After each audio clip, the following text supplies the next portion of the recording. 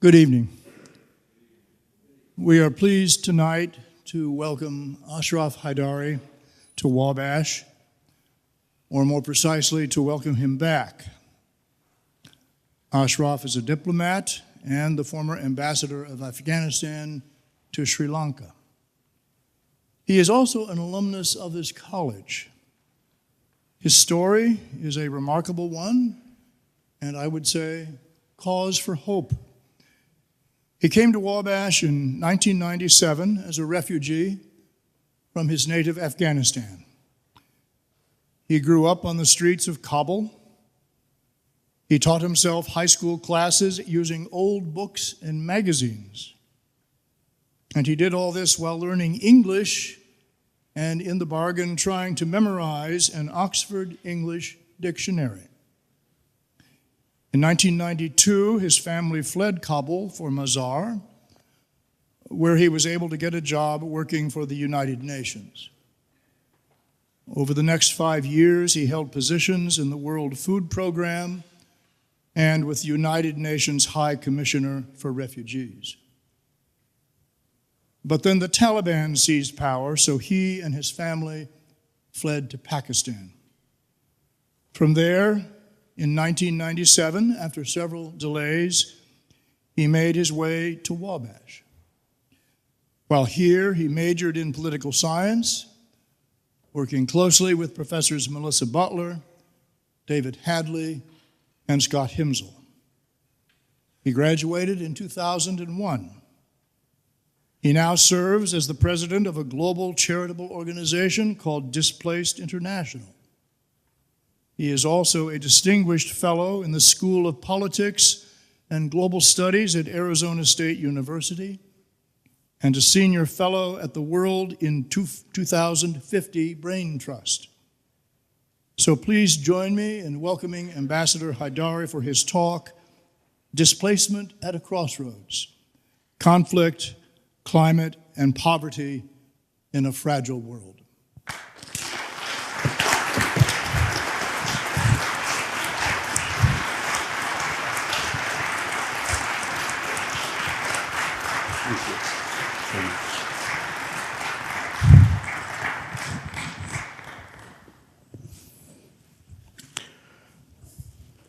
Thank you so much, Dr. Blex, for that very generous and detailed introduction.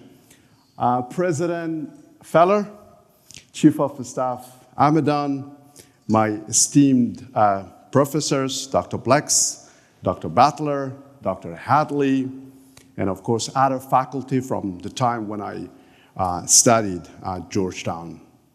My community host parents, Mr. Gary and Mrs. Patricia Stahl, my dear Afghan friend, Farid Hamidi, and his lovely wife, and distinguished faculty, members of the Crawfordsville community, and above all, dear students, good evening.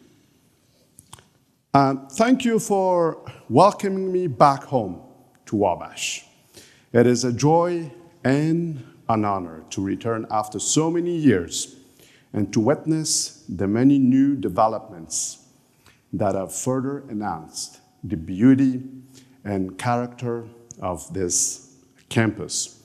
As I walked its familiar paths today and yesterday, thanks to Jim, I was struck both by how much has changed and by how much remains the same. The enduring spirit of Wabash that continues to inspire students, faculty, alumni, community friends and members, and other friends alike.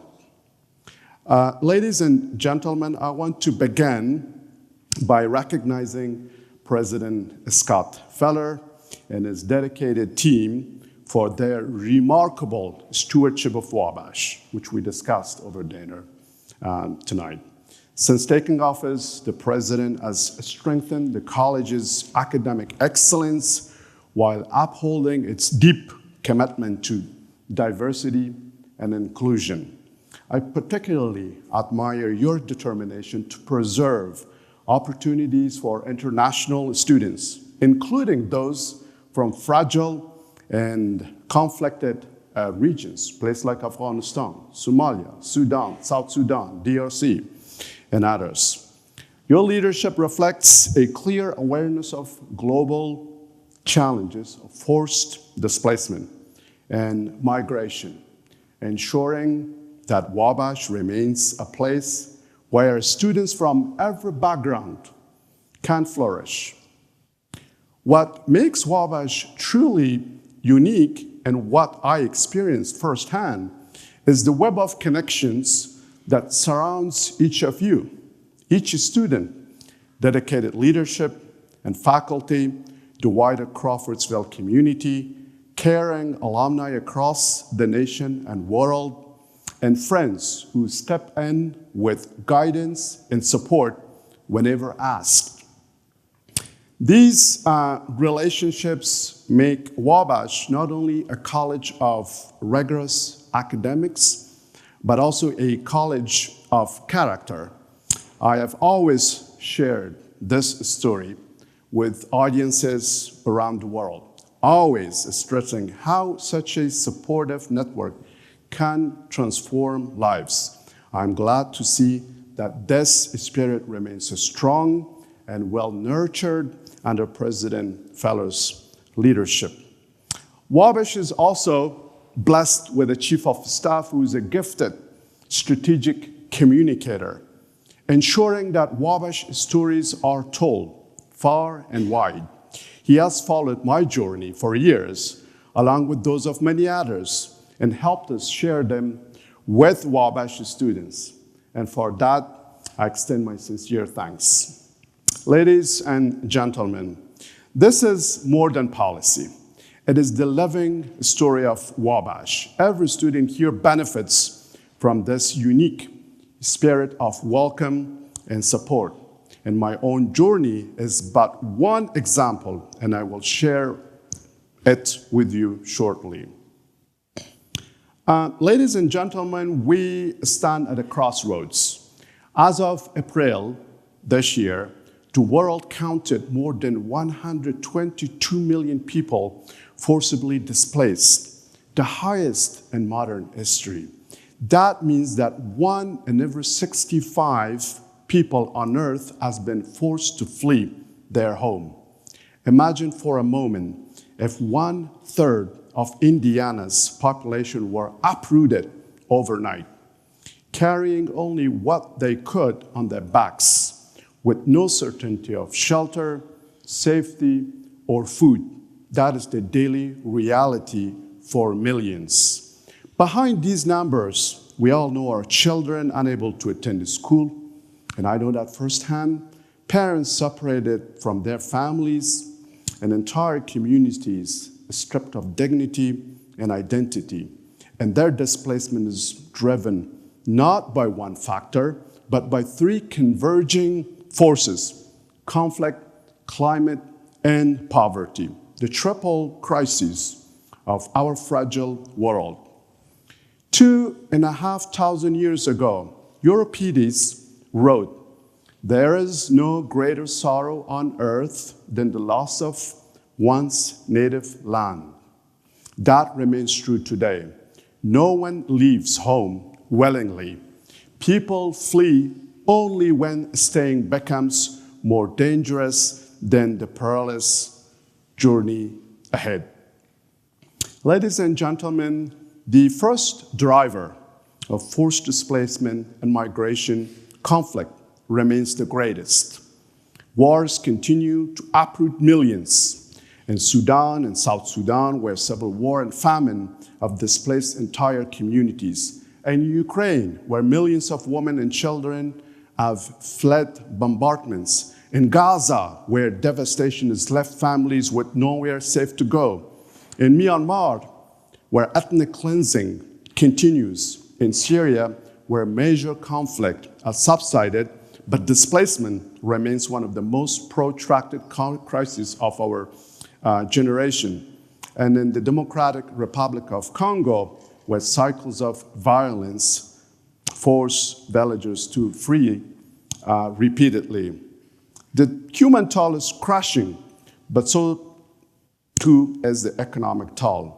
In the 2024, the global economic impact of violence reached $20 trillion.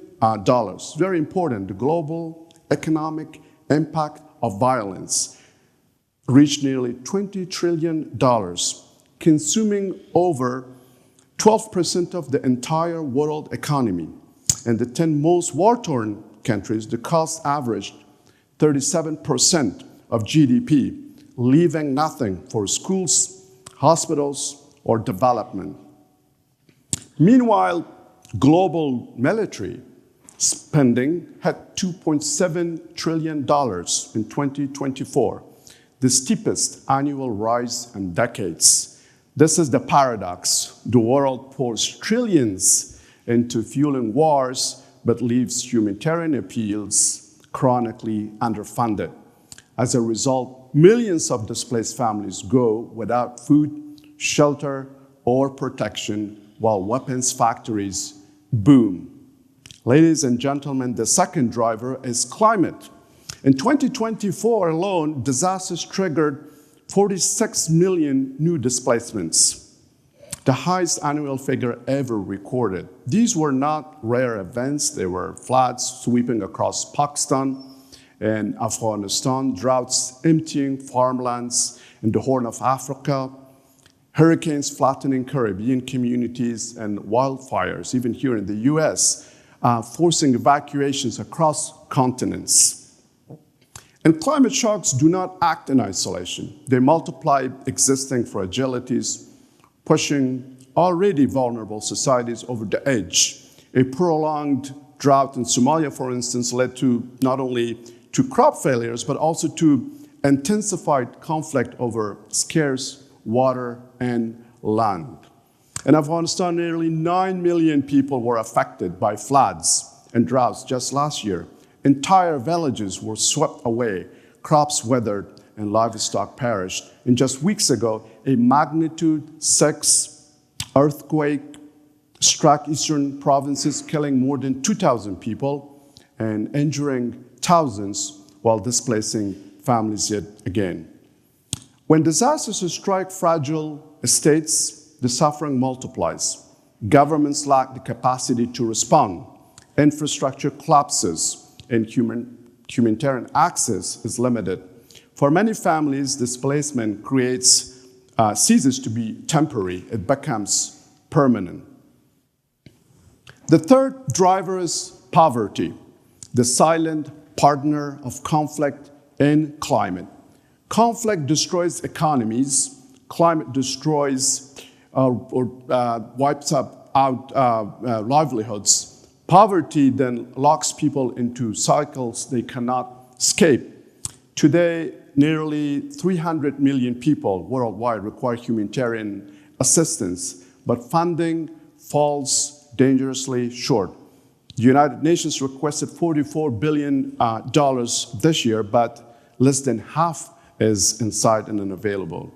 For displaced families, poverty is both a cause and a consequence. Refugees often arrive in host countries where they cannot legally work. And instead of rebuilding, they are trapped in dependency.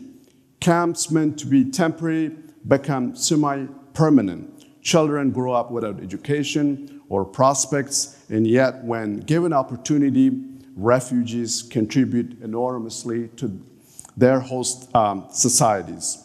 They do not want aid, they want opportunity.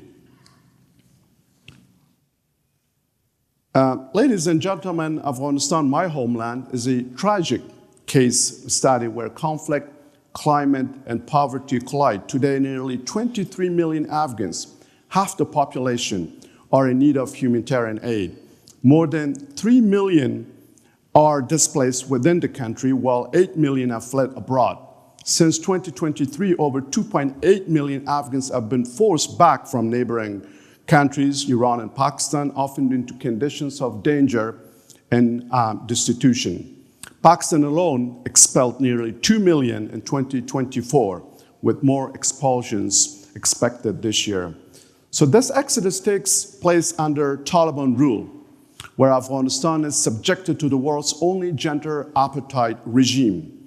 Women and girls are banned from education, work, and public life, stripping Afghan society of half of its resilience. Excluding women, as we know, not only violates human rights, but also cripples the very capacity of Afghan communities to adapt to crises, rebuild economies, and sustain families. And then there are natural disasters. Afghanistan ranks among the 20 most climate vulnerable countries in the world. Floods, droughts, earthquakes, and now famine conditions push millions into deeper despair. The recent Kunar earthquake in the east of Afghanistan killed over 2,000, as I said, underscored how fragile and unprepared the country has become. As we speak, Afghanistan just experienced a complete internet blackout, cutting off the last window Afghans had to the outside world. This has plunged the population into utter isolation with far-reaching implications for regional stability and international security. So when Afghans cannot access even basic information or services online, many are forced to flee across borders in search of connectivity and survival. Yet the conditions they encounter in neighboring countries are hardly better for refugees, leaving them trapped between repression at home under the Taliban and neglect abroad. The recent internet blackout worsens Afghanistan's six-fold crisis: absent legitimate state, economic collapse, humanitarian catastrophe, gender apartheid, climate impacts, and forced displacement.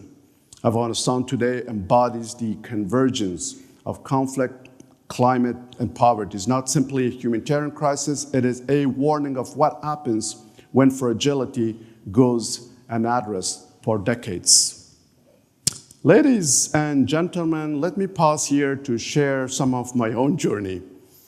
In the 1990s, as Dr. Blex also briefly pointed out, when my family fled Kabul, we did not wait in a camp for aid. I worked as a street vendor, selling clothes to help my family survive. I studied English relentlessly at night, believing it might open a door to the future. It did. I found work with the UN Refugee Agency and the World Food Program. With their encouragement, I took test of English as a foreign language, TOEFL, and applied to American colleges. Most rejected me, but one college said yes, Wabash College, which offered admission with a generous scholarship. I must also acknowledge the support and guidance of my mentor, Dr. Whitney Azoy, who first told me about Wabash, and of Wasila Zizi, another Afghan refugee and a proud member of the class of 1995. Very successful, is now CEO of a very successful company in Oregon, whose success perhaps played a role in my own admission. That scholarship changed my life. At Wabash, I found not only an education, but a home and a family.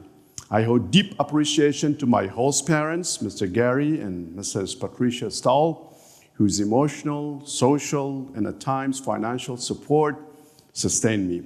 Without their generosity, I could not have studied abroad in Geneva, Switzerland, an experience that further enriched my education. Their love carried me through the days and months when I was cut off from my family during the ethnic cleansing in northern Afghanistan in 1998. I also want to honor my faculty, professors. Dr. Blex offered father-like advice with Sufistic care, grading my papers with different colors until I grew from someone who could hardly write English to someone now publishing internationally. And the credit goes to Dr. Blex. Dr. Butler made international relations accessible and defended my equal right as a foreign student to study abroad, a chance that proved pivotal. And Dr. Hadley's lessons on the US government helped me as a diplomat in Washington where I often at an edge over peers from major powers who lack that knowledge. From here, I went to Georgetown School of Foreign Service, to a diplomatic career, and to serving as Afghanistan's ambassador. Along the way, I was guided by Dr. David Pankhurst, a devoted Wabash alumnus and an emeritus trustee, who welcomed me to Washington and has supported me ever since. I'm also thankful to my friend Farid Amiri, whose companionship gave me strength in Kabul during years of daily terrorist attacks, very, very tough days. But I never forgot, displacement is not destiny. With opportunity, refugees thrive. Ladies and gentlemen, so what must change? First, we must prevent conflicts through diplomacy and inclusive governance. Peace building is always cheaper than war. Yet the world, as I said, spends trillions on militaries each year, while humanitarian appeals remain chronically underfunded. We must rebalance toward conflict prevention, mediation, resolution, and accountable institutions. Second, we must fully fund humanitarian aid and protect principled assistance. The United Nations appeals each year to reach nearly 200 million people out of some 300 million in need, but funding lags dangerously behind. Underfunding forces cuts to food, health, and protection right when needs are at record highs. Third, we must share responsibility fairly. Low and middle income countries like Pakistan, Iran, Turkey, and others host about 73% of the world's refugees, and 2/3 remain in neighboring countries, as I just pointed out, which are often those least able to absorb the shock. Wealthier states, including the United States, must expand resettlement, open labor mobility, and education pathways, and accelerate family unification. Fourth, we must put people with lived experience at the center. Refugees and internally displaced people must help design, deliver, and lead responses, from camp governance to national policy consultations. This is not only right, it is effective. Fifth, we must climate-proof our future. Disasters triggered the highest number of new internal displacement ever recorded just last year. Investing in early warning, resilient infrastructure, climate-smart agriculture, and anticipatory action saves lives in many. Development banks and the private sector must scale adaptation, finance, and risk-sharing tools to protect the most exposed communities. And finally, we must align everything with sustainable development goals. The SDGs are the roadmap to reduce fragility and end chronic poverty, but only a fraction of targets are on course. That is a warning, not a verdict. The remedy is joint action at home, across regions, and globally, pooling resources and know-how to deliver on education, health, livelihoods, gender equality, and climate resilience. So fellow students, you may be asking, what can we do? My answer is far more than you imagine. Wherever life takes you, whether drafting policy in Washington, managing humanitarian responses in Geneva, teaching here in Indiana, or serving in places like Kabul, you will carry the power to make a difference. If you enter policy, champion prevention, inclusion, and dignity. If you work in aid, listen closely and empower those you serve. If you pursue teaching or business, open doors for those who lack opportunity. And if you lead in science or technology, build solutions that help vulnerable communities adapt and survive. To answer Wabash's call to make a global impact on humanity's toughest challenges, I established Displaced International in July 2024, a growing global initiative led and managed by the displaced for the displaced. Our mission is to turn displacement into opportunity by amplifying refugee voices, strengthening resilience, and advocating for durable solutions anchored in sustainable development goals, with conflict resolution at the center. Because without peace, no solution can be truly lasting. To my fellow Wabash students, I invite you to join this effort and do your part. Consider applying for internships and fellowships with us. I'm confident that Wabash will support you, as we discussed, just as one supported me. Together, we can help build a future in which displacement does not define lives, but opportunity and dignity do. Your Wabash education equips you not only with knowledge, but with empathy and responsibility. This is your moment to shape a world where forced displacement is not the defining reality of our century, but where human resilience and compassion prevail. Ladies and gentlemen, let me close with the words of Somali poet Afra Mansour, and she wrote this poetry saying, "I am a refugee, a stubborn survivor. Cruelty tried to break me. Wars tried to erase me.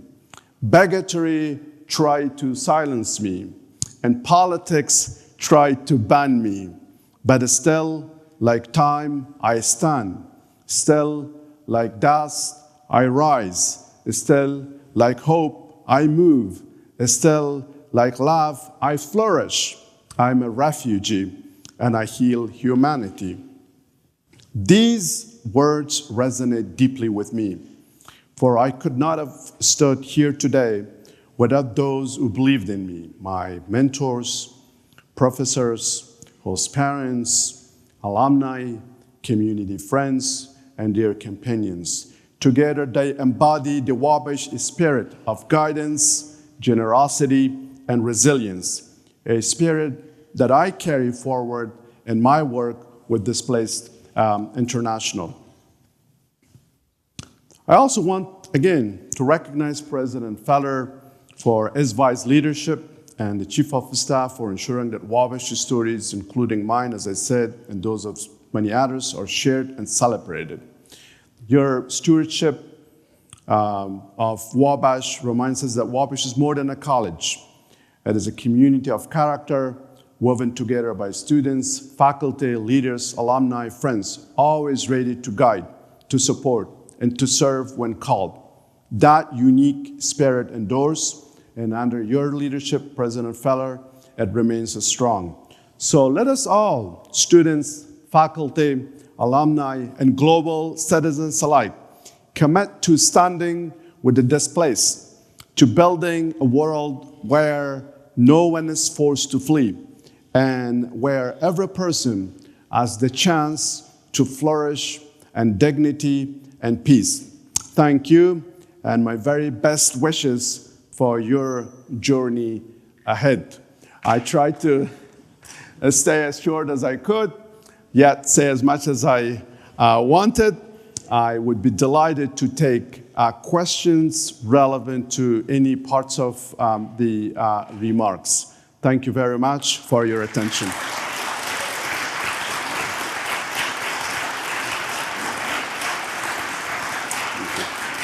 Thank you so much. Thank you. Thank you.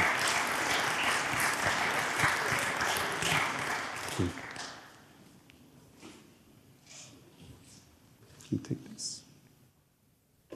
I can hear you either way.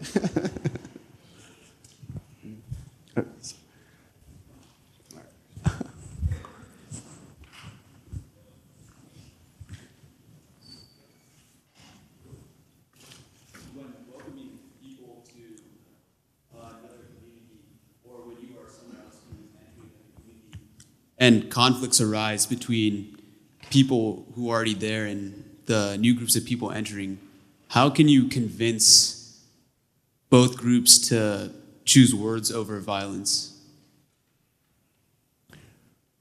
Well, you make peace between them. And depending on who you mean, if you mean the leadership of a country, especially if you mean the immigrants coming to the United States or refugees, I think the leadership should, make peace and should preach unity as opposed to division, and not demonize, especially refugees and immigrants, and acknowledge their many contributions, especially here in the United States. We know the contributions made by refugees or immigrants, and a country of early and recent immigrants. We had a distinguished professor of history, is not here, I don't see him. We reduced American history to 2 words, God and God. Basically, by God and God, he meant that the early settlers fled Europe and settled here in the United States for 2 basic reasons: economic opportunity and freedom from, persecution. And we know most of those early settlers were Protestants fleeing, others in Europe who were persecuting them. And so this is a country, especially in case of U.S., built by early immigrants and recent immigrants. Yes, of course, so we shouldn't endorse illegal migration. There are also legal pathways which can be expanded, and more people willing to come and for education, for work, can be accommodated in a win-win way. A win for the United States, a win for the immigrants, and a win even by extension to their countries, because ultimately they would send remittances to support their families. So it boils down to divisive politics versus a kind of politics that you bring different communities together, especially United States being a melting pot consisting of different communities, early settlers from different countries in Europe, increasingly from other parts of the world. And that's why you have different looks. Like President Reagan once said that you can go to Europe but not end up being a European or a German or a Japanese, but you could go to the United States and end up being an American. So that's in the words of a Republican President Reagan. I hope that answered your question. Thank you. Yeah. Over in the back. Stand up and shout. What were some of those individual experiences or decisions you made at Wabash to pursue your career in the Yes, it was very much related to my background, which I briefly shared with you. And so I was deeply interested in political science, and within political science, as a minor, I chose international relations and international studies, which I knew would give me an opportunity to go from Wabash overseas to take additional classes not offered at Wabash, but also to further improve my French, because I took 5 courses here at Wabash, and then I took additional courses in French in Switzerland. And Geneva being, of course, the, so to speak, center of major international and intergovernmental organizations, was also an opportunity to study, but also get an internship, which I did, helping me prepare for foreign service. So upon graduation, and then also once I went to the School of Foreign Service at Georgetown, I had to either take the Foreign Service test to become an American diplomat, or to go to my native homeland, Afghanistan, and become an Afghan diplomat. So I realized that of course, U.S. has too many diplomats, a lot of capacity, and here is a country, Afghanistan, again, was under the Taliban. They were toppled in the wake of 9/11. State institutions are completely evaporated and needed capacity. And I thought, having learned here in the American history classes that founding fathers is so few, a handful of them made this country which it is today, that I had a role to play in terms of doing my part to help, build the government and then run it, which I discussed with our friends this evening, how, unlike here, not only we had to run the government, but also build. Anyways, in a nutshell, so I knew from my background in Afghanistan as IDP, then UN employee, and having interacted with international diplomats, I was passionate about diplomacy. And so at Georgetown, at Wabash, I did political science, and that education was highly valued by Georgetown. Georgetown knows about Wabash, and I do encourage you to apply to Georgetown, especially those majoring in political science, international studies, because Georgetown School of Foreign Service is #1 in the world. It tops the Kennedy School of Government at Harvard and the rest. And one major advantage is that you're taught by practitioners, assistant secretaries, deputy assistant secretaries, the intelligence community, for example. Some of my class were with senior intelligence analysts of CIA. So they talk not just from theory, but also from practice. So that then helped me go to join the Afghan Foreign Service. And then I worked my way up purely based on merit. I didn't have any godfather or godmother or no connections, much like I made my way to Wabash by sheer work hard.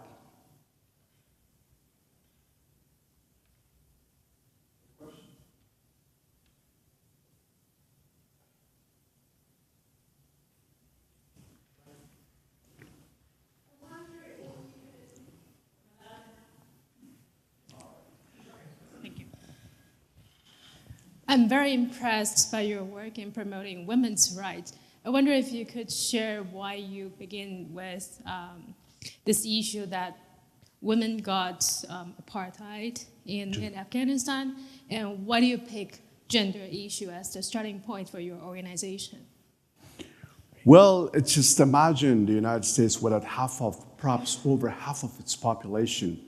Nothing is sustainable, neither peace or, security, stability, prosperity. That's why having women at the table is very important. Unfortunately, in the case of Afghanistan, it's the only country under the Taliban where gender apartheid is fully enforced. So completely imprisoning women in their homes. And yet, before 2021, for 20 years, thanks to the American people, the taxpayers, and the sons and daughters of Americans who fought and failed alongside Afghans, who helped us make transformational gains, one of which was for women to participate in the polity, economy, and society of Afghanistan, serving in major leadership roles. And Ms. Narges Orakzai, she was the senior director at the Ministry of Finance. Unfortunately, she had to flee because of the takeover by the Taliban. Again, unfortunately, I have to be critical of President Biden, a Democratic president, yet he betrayed Afghanistan's flourishing, growing democracy, withdrawing US forces, NATO forces from Afghanistan, effectively surrendering Afghanistan to the Taliban. And that has been carried out under the current administration, Republican, hardcore, classic realist, which we discussed in today's lecture, President Trump, who keeps sending $40 to $120 million per week to the Taliban to enforce gender apartheid, to sideline, unfortunately, in present half of Afghanistan's population, which is not helping the United States. Now I'm a U.S. citizen. I really worry about America's future, the taxpayers, because many of them are unaware, but yet in their names, unfortunately, policies are made by a small foreign policy, national security elite in Washington, unfortunately marginalizing, victimizing entire nations with far-reaching implications for regional stability, international peace and security, and as well as U.S. homeland security, because the Taliban are sheltering over 20 terrorist networks, including ISKP, is very active, and there might be some sleeper cells here in the United States having made it through the southern border during previous years. Serious implications for the U.S. Itself. So we discussed this morning in one of my lectures how it is important to see gross human rights violations as a security threat. Not just talk about them, not just make statements symbolically at the United Nations, and yet let it linger on. Because what is happening in Afghanistan, women completely depressed, unfortunately sending their kids to madrasas. Madrasas are basically radicalization factories where kids are effectively given maybe a daily ration, something to eat, a meal, and brainwashed and turn into suicide terrorists. And on the long run, sent on missions. Of course, in Afghanistan, they're already victimizing the Afghan people, but also in the region. And Europe, definitely, given the geographic proximity, and ultimately the United States. And we remember, those of us from 9/11, more or less neglecting Afghanistan under the Taliban in the 1990s, brought about the tragedy of 9/11 that killed over 3,000 Americans. And that re-engaged the United States in Afghanistan. This morning, in one of the classes we discussed, for periods of U.S. foreign policy towards Afghanistan, engagement, disengagement, re-engagement, abandonment, each carrying far-reaching costs. And I would hold both parties responsible, and 4 administrations from Bush 1, 2 to Obama, and Biden, Trump, all of them, unfortunately, dissatisfied with their policies, because it has also come at the cost of American lives and treasure. $1 trillion to spend in Afghanistan, and over 2,000 American lives lost. I used to write at the embassy letters to the parents of only one child, only one daughter, one son, who deployed to Afghanistan for furthering the cause of democracy and helping institutionalize democracy, women's rights, human rights, and yet they got killed there. And their sacrifices shouldn't go in vain. And thousands of Americans, over 30,000 Americans, were wounded in Afghanistan. I saw situations where they had completely lost both legs, 2 hands at the Walter Reed Hospital, eyes gone. They were just living there. So those sacrifices and those of their parents shouldn't go in vain, because they didn't deploy there for a basic salary or some benefit. They went there to really help institutionalize freedom, liberty, all these core values of who Americans are. And those values that underpin and should underpin U.S. foreign policy. So we should care about today's short-term interests, but also not compromise long-term interests. So that's why what is happening to the women of Afghanistan has implications for the region and the rest of the world. So, and I equally also criticize the region, China, very much so, and Russia. When I was in Moscow heading a delegation, Foreign Minister Lavrov was sitting across me, and you started complaining about NATO, and I reminded him, well, NATO has come all the way from Europe or the United States across the ocean, but you're right in the neighborhood. What have you done in Afghanistan? When I turned my face to the Chinese delegations, and I told them the same thing, Pakistanis, Iranians, and Indians. Unfortunately, they have been transactionally dealing with Afghanistan more or less in a multipolar world where major powers compete and pretty much neglect and stoop over these smaller countries whose people pay the price for their blunders. That shouldn't happen, because that's going to cost the American people ultimately, as we know from 9/11. Sorry, I had to give that long answer to your question. Thank you.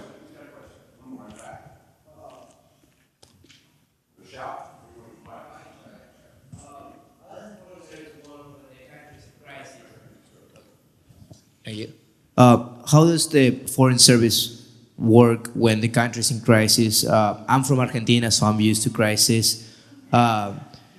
You are, in a different way, more wounded by this crisis. How does the foreign service work? What are the main priorities for ambassadors when making international relations with other countries?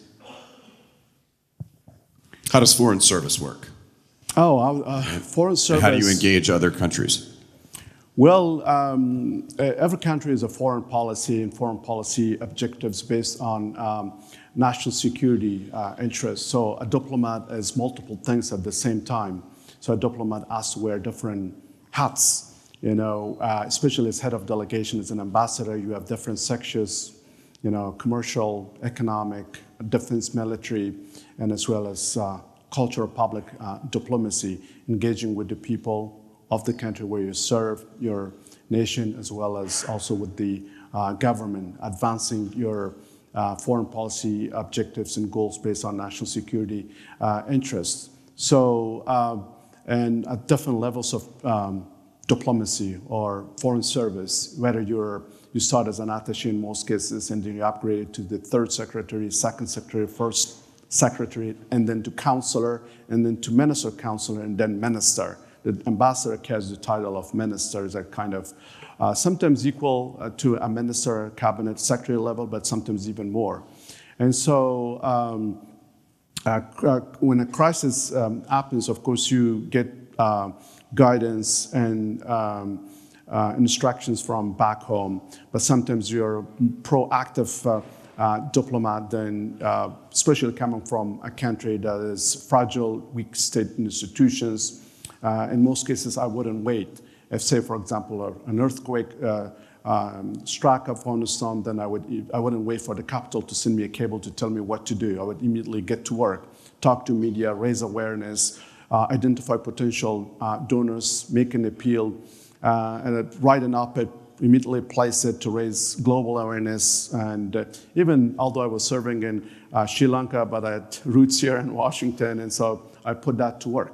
I placed op-eds, responded to op-eds as letters to the editor. I did multiple things in ways that I thought I could make an impact. So a diplomat, I think, can engage with anyone in any capacity, from the president of that country down to the private sector, CEOs, presidents of companies, university presidents, etc. I, for example, gave multiple talks. One reason was to engage with the presidents and then tell the story, and then somehow convince them, encourage them to provide a scholarship to an Afghan. And then I did that effectively in the U.S. when I was posted at the embassy in Washington, Elon University, for example. I had a meeting with the president, and he said, "What can I do?" I said, "You can do a lot." So gave some scholarships to Afghan students. I probably cannot commit to give more scholarships, but I can give one scholarship. So introduce one student to me. And so diplomacy is really good. It gives you so much flexibility, but it's also challenging because you need to keep up with so much. Remember, I just talked about so many different things. I don't have expertise in all of them, but yet I have to know enough and read enough and also keep up with current affairs enough as a diplomat to engage with anyone in the country where I serve to advance the foreign policy goals of my country. So in a way, you're more of a generalist as a diplomat, but I've always tried to stay academically engaged, especially always reading, writing about my core expertise, political science, international security and development, where I focus at Georgetown, but I'm also on Being My Country. It's a laboratory of global regional challenges. Let's thank Ashraf for coming home. Thank you so much. Thank you.